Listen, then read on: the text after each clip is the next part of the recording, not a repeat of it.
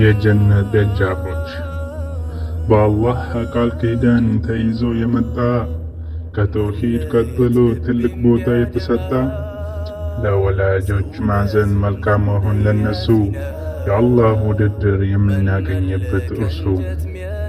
እናትማ ማለት የፍቅር ምንጭ ናት።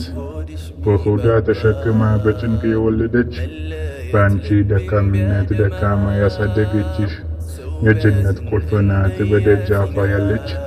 ኡሚ ቢላ ስትጠራ ልቧ ይረታል።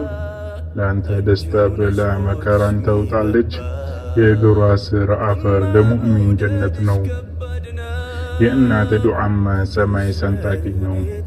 አባትም እንደዚሁ የቤት ምሰሶ ፀሐይና ብርዱ ለብቻው ተላምዶ ለአንተ መኖር ብሎ ጉልበቱን የጨረሰ ለክብርህ መቆም እንቅልፍን የቀነሰ።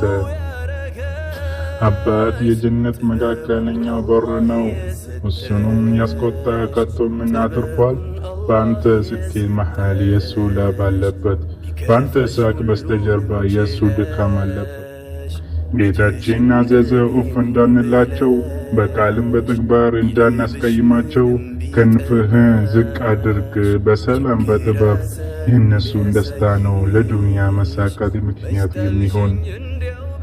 አላህ ሆይ ማራቸው እንዳሳደጉን፣ በረሕመትህ ጥላ ስር ሁሌም አኑርልን።